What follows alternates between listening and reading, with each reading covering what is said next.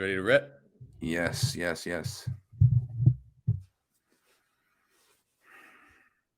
Welcome to episode 25 of Crosstown Cardboard with my great friend Craig at New York City Sports Cards, the math teacher, the soccer coach, originally from on Long Island, now in New York City, and myself, Carmine, at Carmine's Cards, the sports and news broadcaster, originally from Westchester County, New York, now in Southern Oregon, trying to work my way to the big time.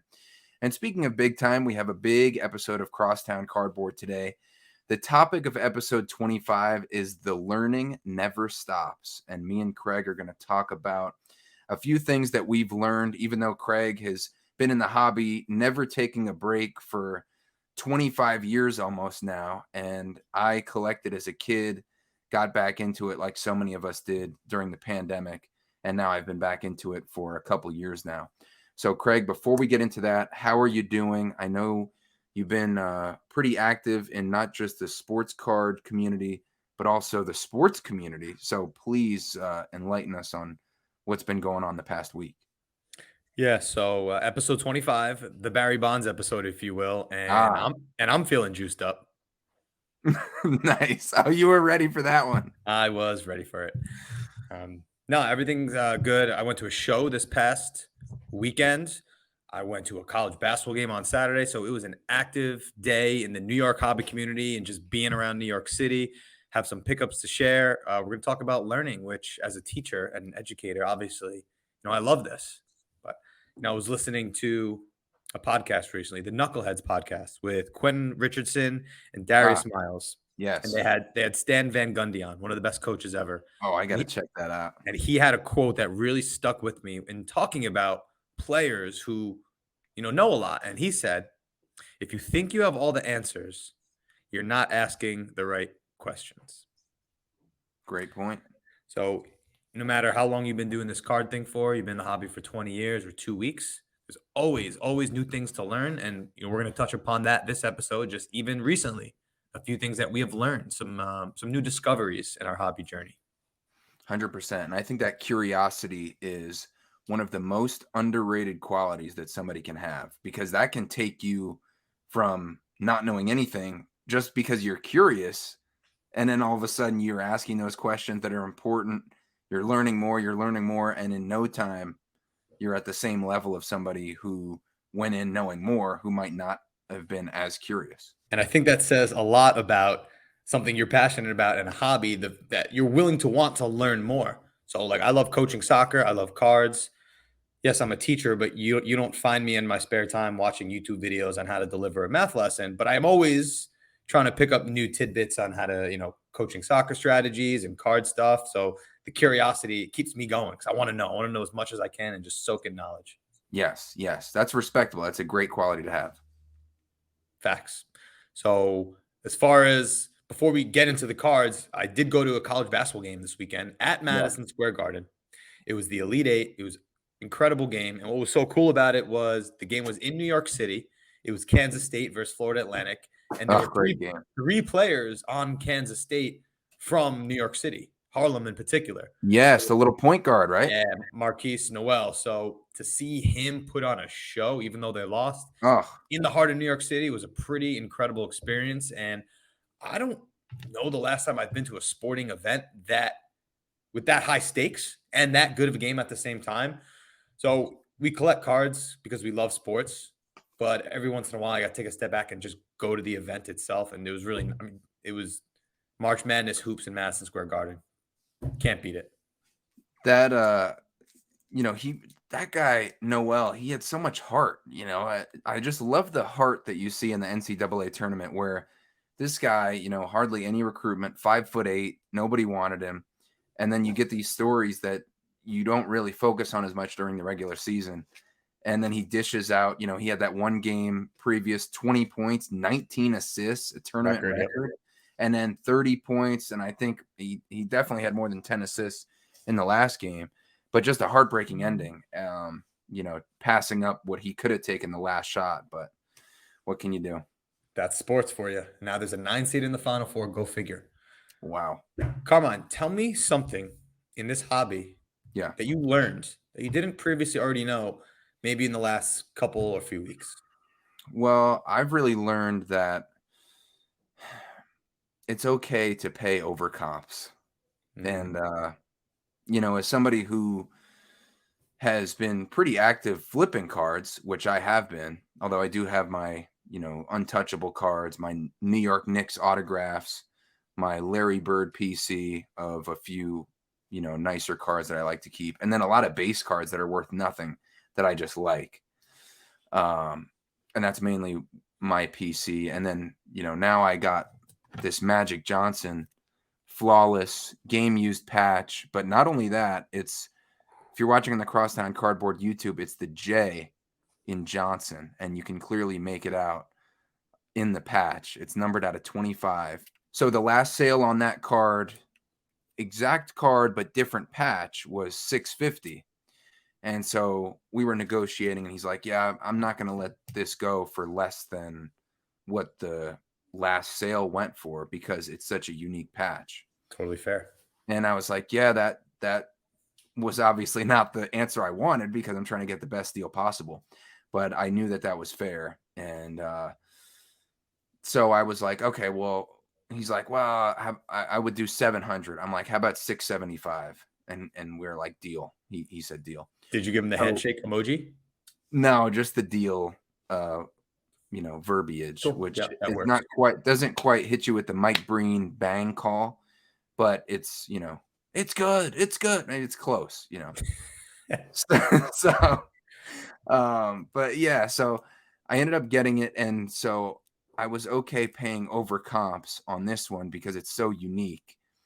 I've never seen a game used, especially Flawless, my favorite brand, with the J, and you can clearly make out that it's a letter on the back of his jersey. Like the one that sold for 650 was 3 colors, but it was just like Wasn't a going J.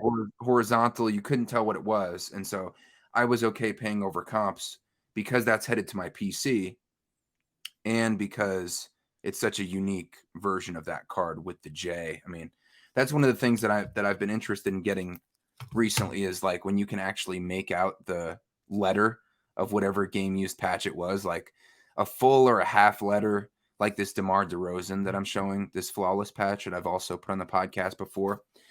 And then similar to that, same lesson paying over comps was this Wilt Chamberlain exquisite game used jersey numbered out of 25 that I mentioned on our last episode of Crosstown Cardboard because I needed that to add to my PC of the Bill Russell, same card, the extra exquisite, and it has the diamond pattern with the 4 game used pieces of the jersey on it. And then, like I mentioned in the last episode too, they're both numbered 9 out of 25. So never going to find that again. Destiny. Same card, same set, same year, and same number of that print run. So, and I paid over comps on this one too. So very unlike me because, usually the most I'll go is like 85% of comps if it's something that I like. Just because I want to have that room if I want to flip it. But those two are so unique and something that I'm going to PC, which I've also been focusing on more lately, that I was okay paying over comps. So that's the first thing that I learned that, listen, even though the last sale might have been a little bit lower, these cards don't come up very often at all, maybe a few times per year. And if it's especially with the Magic Johnson, that's not going to come up again. Yeah. So it's okay to pay over comps, even though it might feel expensive. If it feels like a card you're really going to enjoy and it has a good story behind it, then I feel like you should really consider going for it. Yeah, that Magic Johnson patch with the letter J is definitely your type of card. So it's okay if you were a little high on that J. Yeah. So nice of you. Oh my gosh, you are killing it with the references. You're sneaking them in. What can I High, say? What can I high on say? that J. Yeah, Wow. there's levels to this. So Wow. my latest hobby discovery, completely different. I would say yours is more of an abstract idea of paying over comps. Mine is Yes. very specific, but on the theme of 80s basketball. Here's what I've Okay. recently learned in this hobby. that if you ever want to get a ticket graded and the ticket comes from a specific moment, you need to specify when you are sending in that ticket what you want on the label. So Wow. allow me to elaborate. I love this. I love this. I've never heard this before. This is fantastic. So the 1987 NBA All-Star game. It was Michael Jordan's second All-Star game and Okay. Dr. J's last All-Star game. Okay. Tom Chambers was also the MVP of that game, but probably way less people care about that. Yes, although Tom Chambers, though, you might remember for his dunk where he kneed whoever it was who was trying to take a charge, and it looked like he took flight. And that's one of the best in-game dunks in NBA history. Fair, but for the sake of me selling this ticket, I have a full ticket, not even a stub. Now after mine, there are 2 total in the entire Pop Report. Wow. Here's the problem. Here's a pre-existing ticket on eBay, and you'll see the label. You might not be able to see it on there. You actually probably can't. But the PSA label says Jordan's second All-Star game, Dr. J last. Well, I didn't specify what I wanted on that label, so I sent mine in. And again, you probably can't see it, but on the YouTube page, you'll be able to. There's nothing on my label about Michael Jordan or Dr. J. It just says MVP Tom Chambers. Here's the full ticket stub if you can kind of see that, but there's only 2 in the entire Pop Report now. But my label doesn't say Dr. J on it. So I reached out to ticket expert and business sports guru Darren Ravel. Really? He even told me it absolutely takes away from the coolness factor and the appeal, the fact that Jordan is not on the PSA label. So I'm going to have to now send this back in to get it reholdered and pay the extra fee. But that's okay because this was all a learning experience. And that's what the theme of this episode is. It was a learning experience. Now I know, and now maybe anyone who knows who listens to this, if you're going to send in a ticket and you want something specific on the label from that game, you got to specify that when you send in your submission. That's a great piece of knowledge because I had no idea about that. And I'm sure a lot of people listening didn't. So I'm really glad that you pointed that out because I've gotten a little bit more interested in those tickets because all of them tell a story, similar to a lot of the cards that we really enjoy. There's a great story behind a ticket if you're going to go after it. And I had no idea. Also really cool that Darren Ravel actually responded to you. Yeah, we've gone back and forth a few times if I need something, usually ticket related, because that's the guy for that. But yeah, I was very excited to get this ticket back. But the label, how much cooler is it if it actually says MJ on your PSA label as opposed to not? Much cooler. And I didn't know you could specify other than who was the MVP of the All-Star game or like the final score. I didn't know you could get like that into it to be exactly what you wanted on there. Because that game went into overtime, right? That All-Star game? Wow, good memory. Yes. Yeah, I was looking up All-Star games recently. And let me guess the score. See how good my memory is. The score is on the label. And Tom Chambers is on the label, but Michael Jordan is not. Is it 151 to 146? Very close. 154, 149. Oh, okay. But regardless, All-Star game. Very, very excited to have this ticket because it's my first ever graded ticket, and it's 2 in the entire Pop Report. So that's sweet. That's sweet. And I paid nothing for it. So there's that. You got it for free? I bought a lot of stuff and I sold everything and made money. And I'm into this for now actually less than $0 because I made money. But that's great. Cool little So flip. now will you get the same exact label as the other one in the Pop Report, or will you that's the plan. Look for something else maybe? I'll resubmit it for a rehold. I'll have to pay for it and just specify, hey, here's what I want the label to look like. And I'll reference the one that's on eBay. Okay. And is that going to be a PC situation or possible flip depending on what comes along? Probably a flip. Okay. And use that to buy something else. Recycle it into the hobby. What do you think that can go for?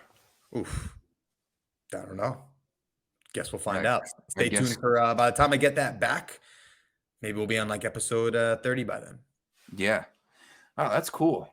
Very interesting. Very interesting. And by the way, if you haven't checked it out, Darren Ravel which I just sent to somebody who I was messaging on Instagram, who also had an Allen Iverson ticket that I was like just curious about. Speaking about the learning never stops, trying to pick their brain to figure out, okay, well, what happened in this game?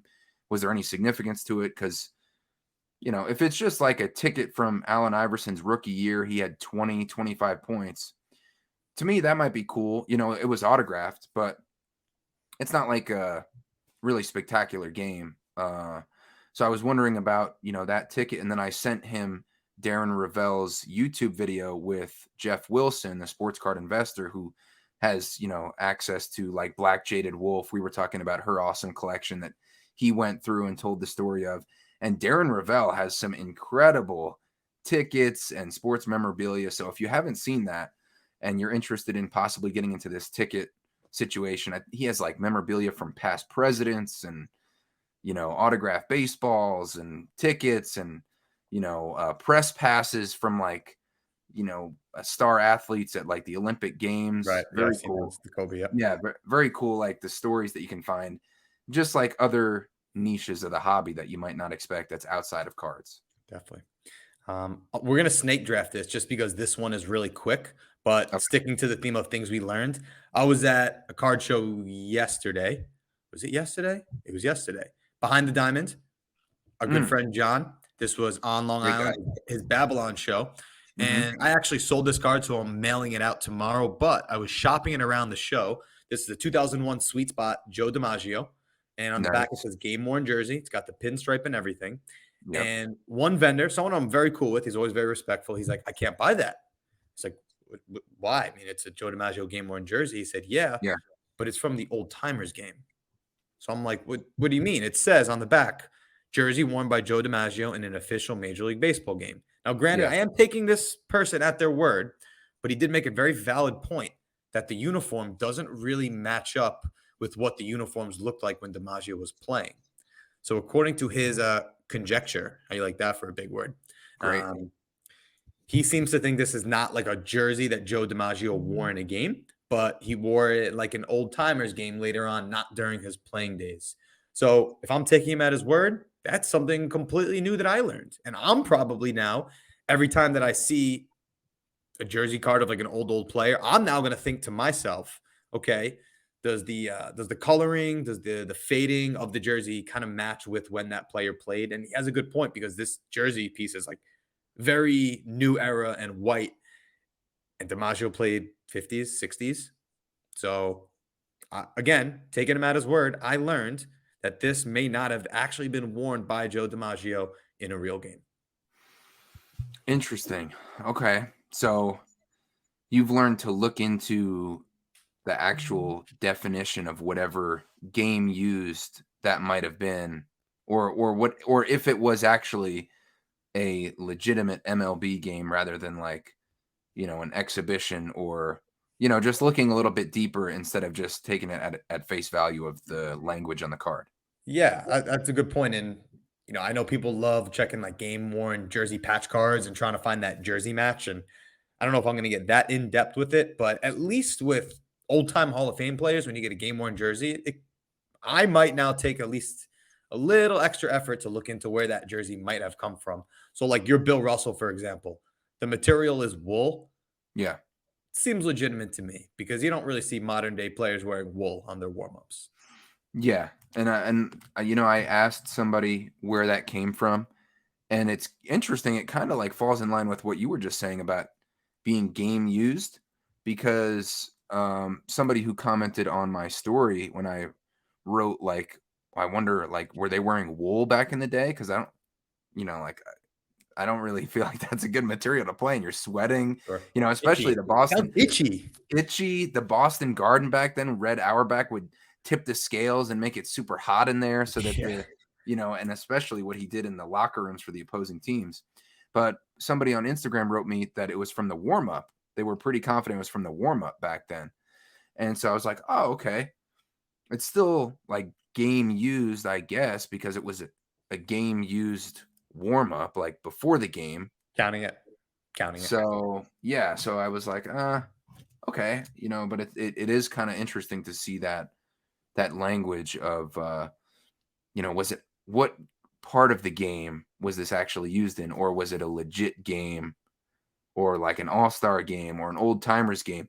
Or I've also heard sometimes like, let's say Scottie Pippen plays in remember they used to do, I don't know if they do it anymore, but like the all-stars of like during NBA All-Star weekend, they do like the free throw shot, the three-pointer, the half quarter with like an old NBA legend, a Shooting stars. WNBA player. The shooting stars competition, I think. Shooting stars competition. Do they still do that? Yes, they do it with like Giannis and his brothers versus Okay. some G League or something. It's not the same. Also, Yeah. weekend's not the same anymore, but Yeah, so I guess you could count that as like a game used jersey, but you don't, I mean, yeah. it was Verbiage. worn if you're considering that a basketball competition in the NBA, you might be able to say that's a game. I don't know. I don't know exactly where they draw the line, but Tell me yeah. something else you have learned recently. Something else I've learned is that one PC card can take you a long way in easing your anxiety or your trepidation or your angst about continuing your sports card journey, making money, flipping. Oh, I'm stagnant. I haven't made any sales in a while. Well, if you pick up one PC card like this JJ Redick I just got, this downtown in a BGS 9.5 to go with, let me get some of my other JJs out. You're a JJ guy. You're a JJ guy. Big JJ guy. Because, I really respect how he worked himself into an NBA player after almost being out of the league in 1 and 2 years, like struggling. And then his Duke career was incredible, Naismith Player of the Year, almost 30 a game. And then, the podcast that he does now, Old Man in the Three, is one of my favorite listens of the week. Must listen. So I got the BGS 9.5, the downtown studio. And then I have all these other JJs that I'm flashing up on the screen here. Nice. The triple threads, 2 triple threads autos, the optic gold out of 10, the cracked ice out of 25, Duke auto, and capstones game used patches numbered out of 10. And 3 of these were gifts at Christmas time, if you remember, from people who also listen to the pod. And I have a couple others in there. But yeah, so just holding that PC card now that I know I'm going to keep, along with, I basically got 3 PC cards this week, which, is kind of unlike me because it really takes a lot for me to get a PC card and want to hold on to it. But, kind of along the lines with the abstract ideas, I feel like just the value that I'm getting from collecting and going on the hunt for these PC cards is really I'm going more with I'm catching feelings, the kids would say. I'm catching more feelings rather than flights on the flipping. I've restructured what I wanted to say. Feelings over flipping is what I'm getting to right now. And you're learning that gives you a different feeling. Yes, it gives me a different feeling, and it just gives me more fulfillment if we're going to stay with our alliteration, our consonants. I love alliteration. So the fulfillment over the feeling of not flipping is what I'm getting to. I love that. It just like warms your heart, to get like a PC card that, I mean, you have a lot of great cards in your PC that you'll never let go, including the Jordan Exquisite that would match my Bill Russell and Wilt that you told me is a fat chance for me to try to get. It's the type of thing I'll never get back. Yeah. And that's another huge thing too that I've heard a lot of, and I would love for you to also jump in on this point, is I've heard a lot of old school or longtime collectors, probably similar to you, because you just brought up the same point, is when they're weighing a card that they're thinking about parting with or thinking about keeping in their PC, one of the biggest factors is how hard will it be for me to get this back, or will I ever get a chance to get this back?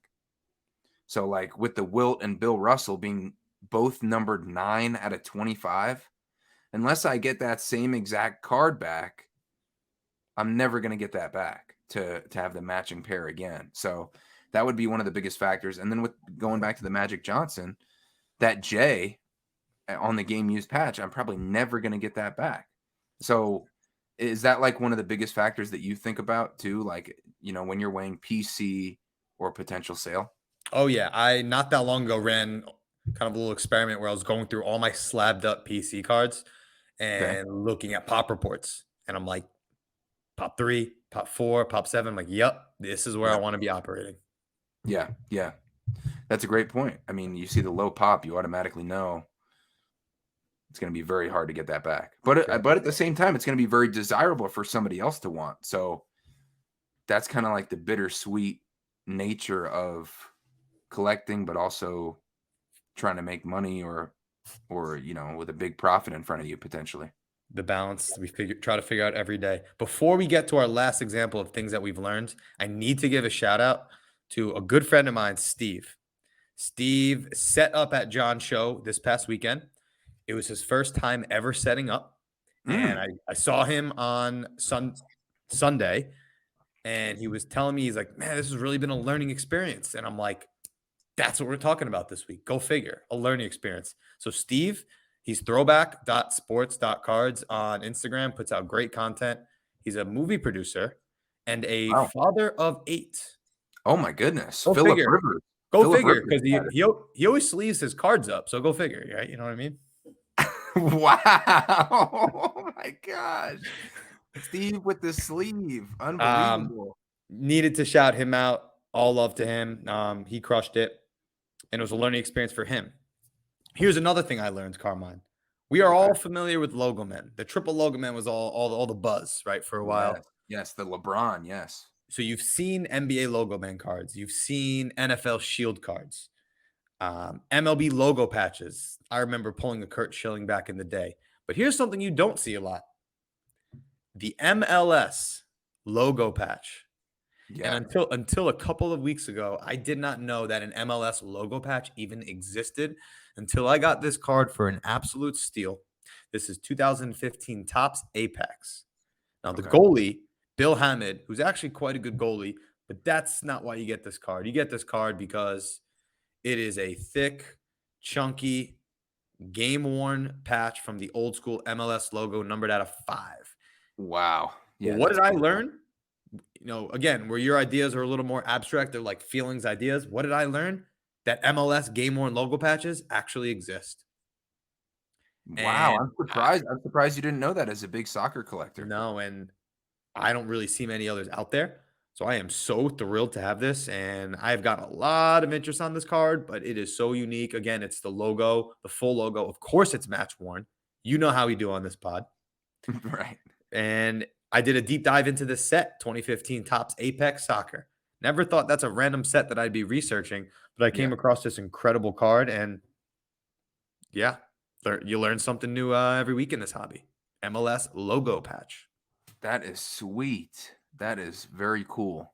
And I saw you post on Facebook that might be for sale, though. Are you just holding out for the right offer? Yes, 100%. I'll hold on to this for as long as I need to. So that's the kind of card that needs to go to a collector, like a true MLS collector, someone who lives and breathes Major League Soccer, who will enjoy that. But in the meantime, I'm going to enjoy it because that is the nicest patch I've ever owned. Yeah, I don't that even is think it's sick. close. No, that's nasty. That is definitely nasty. And the great thing about that, or like the Magic Johnson, and you mentioned this last week, I think you really said it well, was cards like that, we can enjoy them so much because of their unique factor while we have them. And at the same time, another layer of security that makes you feel good about having that is that you're not worried about it losing value because so many people are going to love that because of how unique it is, how cool it is, how close it brings you to the game, and the fact that you don't see those very often. Yep. And I'm learning that even if it's a card that I sell, that's okay because I have enjoyed having it. Right? Yeah. That's not every card needs to be a forever card for you. It can go to somebody else. Maybe it's there. Not maybe you find it a new forever home, but even just the couple weeks that I've had this card, I've enjoyed it so much. I feel like I'm playing with house money at this point, Yeah. which And you I literally which I are. literally am. Yes, took the Right. words right out of my mouth. Boom. So because I was being a little more abstract with my thoughts about The Learning Never Stops, our title for episode 25. Now I'm going to give you a little tidbit that I picked up along the way, a factual thing. Hit me. So you mentioned the NBA logo man. Everybody loves the logo man. You know, you see like a Udonis Haslem logo man. People actually care about owning a card of Udonis Haslem, which nothing against him. I don't want to upset him because he's a big Yeah, guy. yeah, And Mr. he Miami. does Come on now. he does not back down from anybody. I mean, he's a vet, you know, he's NBA champ and he's tough and he gets those guys in line. But what I learned was that some of these cards that are numbered like, I don't know if you remember the Vince Carter logo man that I had. It was I do. half of the logo of the great Jerry West. And what I learned from speaking with people is that a lot of those early 2000s game used patches from those cards that you see the logo man in, and it's like numbered out of 100, numbered out of 50, numbered out of 250. Mm-hmm. There's a lot of speculation that a lot of those logo men were faked, like they were cut from a jersey that, you know, had nothing to do with anything and slid into that card, replacing what was like a laundry or not a what was like just a little Right. piece of a fabric. Yeah, that wasn't a patch. That wasn't anything special. So that's what I've heard. What made me feel better about the one that I had when I bought it was that the other half of the logo man was owned by a Vince Carter collector on Instagram. Like it was like Vinsanity or Vince Carter guy, or it had Vince Carter in the title. So it made me feel better that he trusted that. But still, there's no way to prove that that logo man is actually game used. And so what I've heard is that the grading companies also can't prove it. So they'll authenticate it and they'll actually grade those items because they can't tell one way or another if it's faked or if it's real. So that's just something to look out for factually that I learned that you just reminded me of, that some of those cards from the early 2000s, especially the game used jersey cards, can have those fake NBA logo men inserted into the card without any of us even knowing it. So and there's no real way to check on it either. So what you learned is, I think mid 2000s products, if there's a game worn patch, that's something real special, like a logo or a number, but the Yeah. numbering is way higher than you would think it is, then basically be a little wary. Yeah, I think so. And it's interesting too, because back then, as you know, they didn't really have as many like one of ones or even close. Nowadays, you know, a one of one is hardly even super rare. You Yeah, know, it's you can, way. I mean, I think there have been some great Instagram posts talking about the hundreds of one of ones that, you know, these quarterbacks nowadays, like Justin Herbert, like hundreds of one of ones. And so, but back then, that's another reason why I feel like these fakes have also been able to get by, is because there weren't really like one of one. First of all, flawless didn't exist, but there's not like one of one flawless logo men. You know, it's like, so it's more believable back then as well. Speaking of one quarterbacks, I need to share a story from the show this past weekend, and I'm curious your thoughts. Okay, great. There was a table and nice display, really nice display. There were three cards in particular. One of them was a Damian Lillard mosaic black, one of one autograph and a 9/5/10. Okay. The other card was a 2021 Prism, like one of the no huddle things, but it was so second year Jalen Hurts black disco, Ooh, one of one and a PSA 10. Good yeah. cards, right? Like these are quality cards. Obviously, a dealer who knows their stuff. Were So they sticker autos? the Hertz was not an auto. Sorry, Oh, okay. the Hertz was in a PSA 10, just the black second year Prism Disco 101. Okay. Damian Lillard was a sticker auto. Now, the third card, I was talking to the guy, like, oh, if you really want to go for a card, go for this one. And it was a Patrick Mahomes. It was 2017.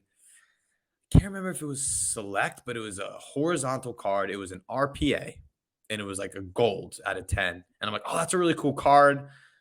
I tend to like not that, trust me, it's not that I had the money in my pocket to buy a big Mahomes RPA anyway. But I say to the Yeah. guy, I'm like, oh yeah, and I don't really like, I go for game worn type stuff. He's like, oh, that is game worn.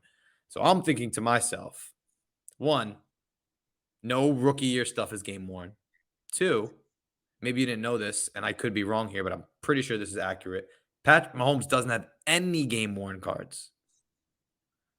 So, Oh, yeah, I've seen that they're very rare, if any. if at all. Yeah. So this vendor's like, "No, no, no, it's game one. Like, check the back." So I'm waiting for him to check the back, and like, I know I'm gonna be right here. And he's like, "Yeah, player worn." Like, I'm like, "Yeah, player worn's like different than game worn."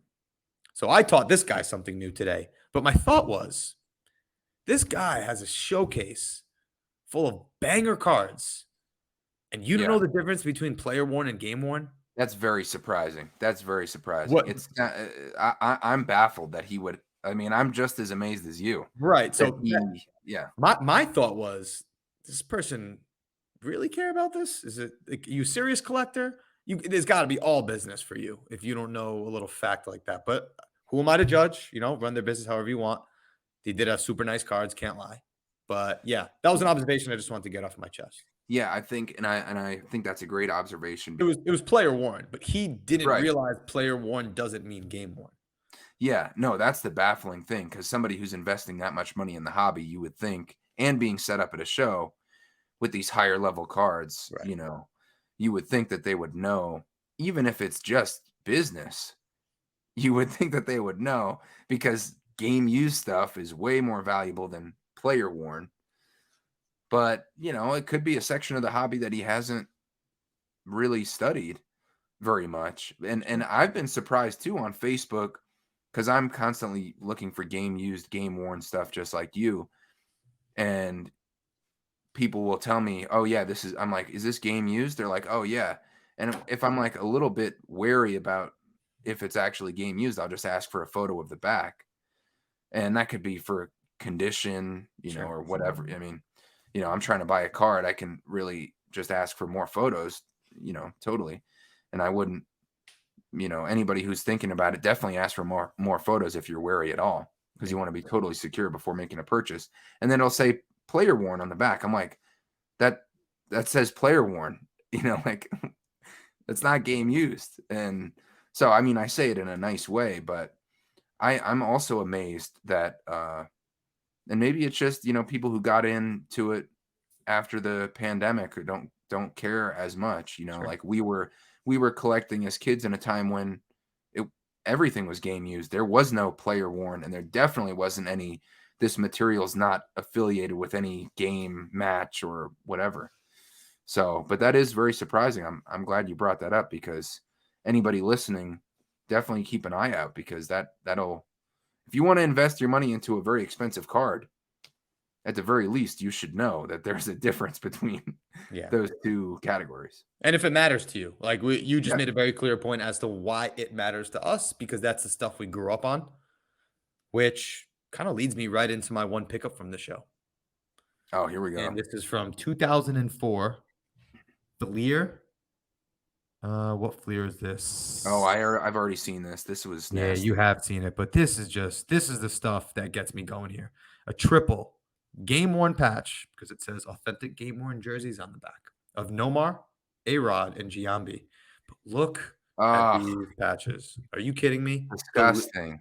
So the league from Nomar is obviously American League. Maybe it's an All-Star. Ooh, you know what? It does say All-Star lineup, so that could be like an All-Star game worn jersey. But man, this brought me back. Mid Oh, 2000s, triple patches, multiple colors, game worn. that's great. And now, unfortunately, this next one's not game worn. However, this person's not an athlete, so they can't really play in a game. So it is celebrity worn of Kevin Hart. That's cool. Yeah. Celebrity worn. That's a new one. I've never see the learning never stops because I didn't know there was such thing as celebrity worn as a classification. I mean, was he the celebrity that wore it? I don't know. We'll never know. Yeah. And It then the just last slaps his one, face on there. Oh last one, I wait, think. was that like worn now we have to go like the Joe DiMaggio situation. Was that worn in a movie? Was that Ooh, worn on a red carpet? Where was that worn? you Was know that what? worn at just a cocktail hour? I'm going to go back and watch every Kevin Hart movie ever made and pause it when he's wearing a gray top. Okay, good. Last pickup. This one's from Facebook. Game used. Pele. Just Oh, that's nice. clean. I think the Allen Ginter relics are super cool with the mini card that's framed. And yeah, just a Pele Yeah. game used. Nothing crazy, but it's Pele. It's the GOAT. It's game used. And I enjoy it. So Yeah. No, those are great. Those are big, great. big week for game used pickups. Nice for both of us. Yeah. Yeah, because I got the Wilt, I got the Magic Johnson. That's cool stuff because that brings you close to the game in a different way. And it's funny because a lot of times those game used stuff can go for more than an autograph. Not, of course, not with the Wilt because he signed like 2 sets, before he passed away. But a lot of times like that Magic patch will hold a lot more value than an auto of a flawless card, in a lot of cases. So interesting, cool stuff. I learned a lot. Yeah, I mean, I definitely think we spit some facts, but the whole idea is not just with cards, but anything in life. Be open minded. Not only be willing to learn, but like you said at the beginning, if you're listening to this podcast right now, you care enough about cards that you should have that curiosity to want to learn more. Yeah. Every little tidbit here and there is an opportunity to just get better, learn more, expand what you know. So hopefully anyone listening learned something from this episode. And it's exactly what you said, is expanding into possibly even different avenues, tickets, or let's say you're an auto guy. Well, now you learned a little bit more about game used stuff, or you're a game used person, or you could be a player worn person. And now maybe because of your curiosity, you step into the game used arena a little bit more. But yeah, that curiosity and the desire to learn more is just so key in every facet of life, like you said, to just keep improving and open your eyes to a potentially other area of something you enjoy, like the hobby that you might never even have thought of before. And because you were open to it, now you're just enjoying the hobby in a totally different avenue. Oof, somebody clip that. We have the ability to do it.